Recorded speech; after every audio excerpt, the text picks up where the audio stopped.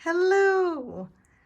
I am going to read most of this book called Pumpkins by Ken Robbins, and then I'm going to show you how to draw a pumpkin patch. And because Ken Robbins' name is the only name on the cover, I know that he wrote the words, but also he made the illustrations. And these are not drawings or paintings, they are photographs. And I've got my little pumpkin here, might be looking at for our pumpkin patch. So I want to learn a little bit about a pumpkin patch and how they grow. At that time of year when the air has turned cool, the corn stalks have turned brown and the leaves are falling, splashing their color on the ground. Look at those fall colors and all the leaves have fallen off. You can see it's a little foggy, isn't it? And the geese are flying and the crows are calling from the empty fields. It seems there are pumpkins everywhere. But the story of the pumpkin begins in the spring, when the farmer plants her seeds in the ground. So they've dug all the little holes for the seeds. The first small leaves come up in 10 days or so, and in just a few weeks the vines spread out and flower buds begin to show. Look at that really twirly vine. The buds open up and flowers appear. Look at the flowers. They've got nice big leaves on them, don't they? At the base of a flower, the pumpkin begins to grow. It's green at first, but it soon changes color, like a fall leaf. At the height of summer, full-size pumpkins are hidden among the vines. As the summer passes, the vines are cleared away, and a patchwork of pumpkins can be seen on the ground. We're going to come back to this picture of this pumpkin patch. Look at these pumpkins. Look at all the different shapes.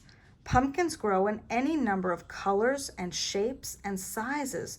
The ones we know best are bright orange and more or less round, but many kinds are yellow, tan, green, or even blue. Some are round, but some of them are kind of flattened or squashed, as you might say. That's like my little pumpkin here is kind of squashed. I like that. I don't need my pumpkin to be perfectly round. Some are so small they fit in your hand. Others are positively huge. Look at these big pumpkins. Look at that kid standing next to that pumpkin. People hold contests to see who can grow the biggest ones. The gigantic pumpkin on the forklift weighs over 1,000 pounds. Look at that. Look at all the lovely lines in that pumpkin. Many farms will let you go out in their fields to pick your own pumpkin right off the vine. You must pay for it first, of course, and then you take it home. Look at this pumpkin patch here. So I want to go back to this picture right here that we're going to look at. And I want to talk to you about a landscape.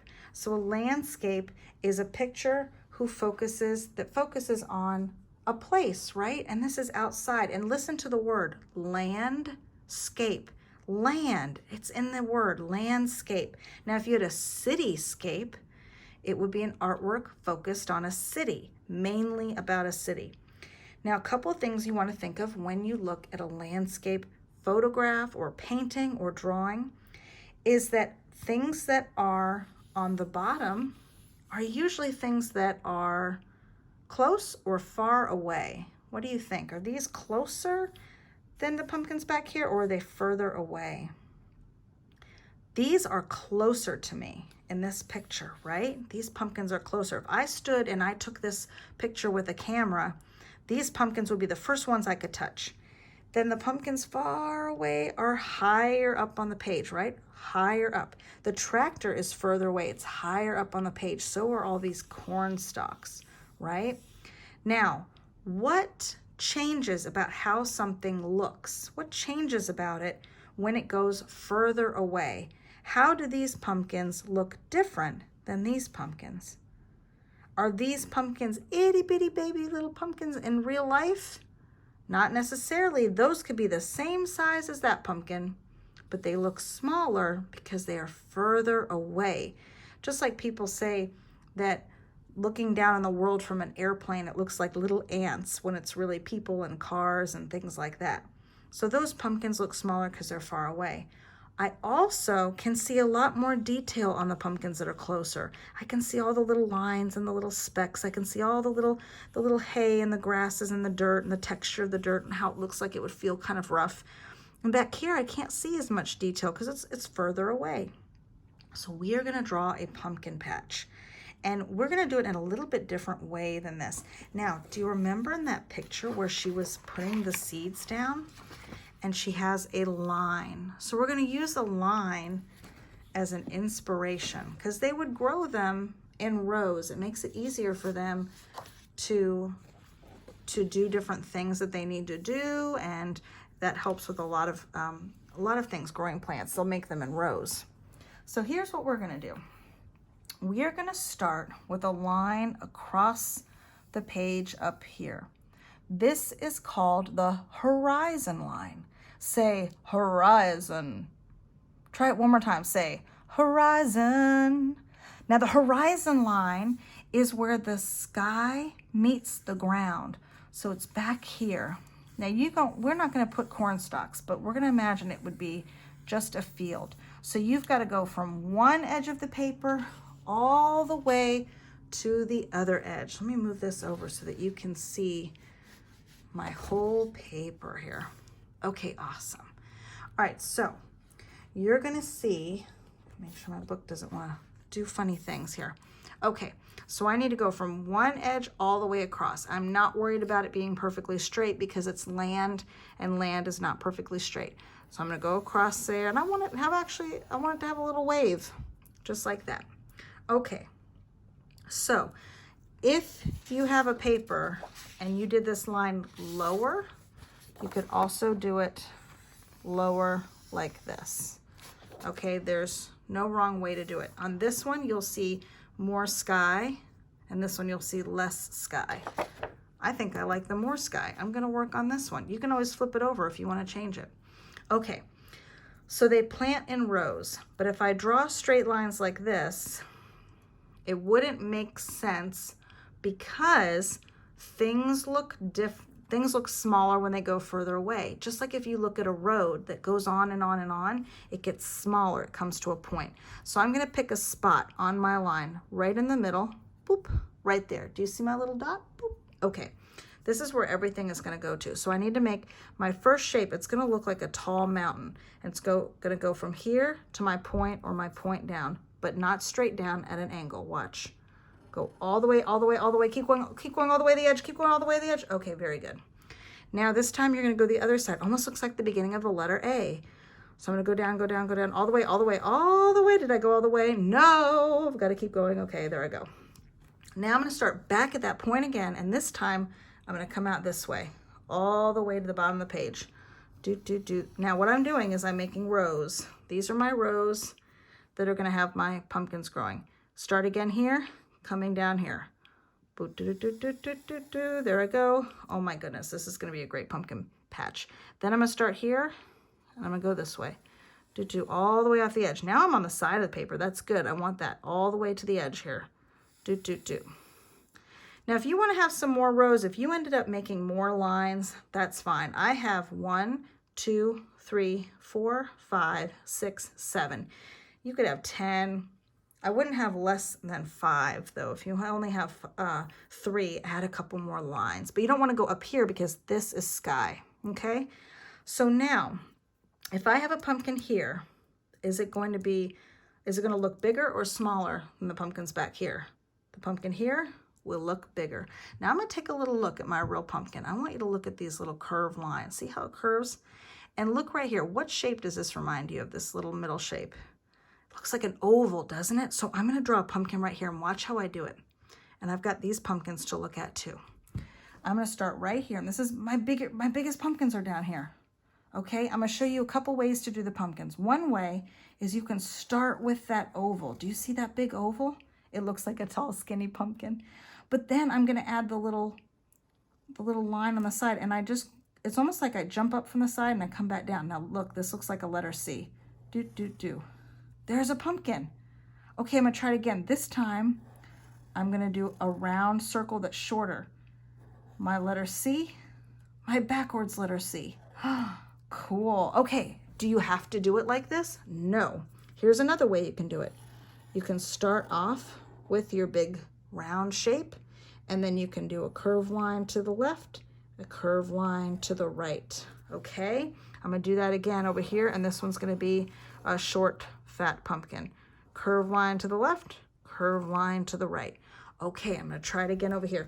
This is gonna be a really tall pumpkin. That one, maybe that one's gonna go into a contest. Curve to the left, looks like a smile on the side. Curve to the right. Hey, I did not tell you to change that page, little book. Okay, so now the trick is when you go and you keep drawing pumpkins going back here, they have to get smaller. And you don't have to worry as much detail. So I'm gonna draw some shapes here. There's one, there's one. Look how they get smaller, smaller, boop, boop, boop, boop, boop, boop, boop, just like that. Now, before I do more of these, I'm gonna show you how I do the stems. I'm gonna show you couple different ways. One is you can go up, over, and down. Boom, you're done. That's it. Now this one I'm gonna be a little bit trickier. You don't have to do it if you don't want to, but you can. I'm gonna start with the number 9. Hey 9. And then I'm gonna go from the 9 and go right back. Ooh, that one curved. Okay, I'm gonna show you a different kind of stem. This time it's gonna go up and it's gonna go to the right. Then it's gonna go down just a little bit, over and back down. Oh, it's a little bent one. So this one, maybe this one I'm gonna go and do more like that. Maybe this one's gonna curve a little bit. There's no wrong way to do that. Then I'm gonna do my shapes. Okay, here's I'm gonna have a short little flat pumpkin. There's another one, there's another one. I didn't have to go back. You can, if you wanna have an itty bitty, if you wanna get teeny tiny back there, you totally can. These are rows in the pumpkin patch. Now I'm gonna go a little bit quicker. So go ahead and fill in all your shapes. And do you see, I don't want them to be at perfect circles. I want them to be kind of different shapes. Those are my favorite kinds of pumpkins anyway. I don't like when they all look exactly the same. So don't worry about doing that. Look how many I'm drawing in each row. 1, 2, 3, 4, 5, 6.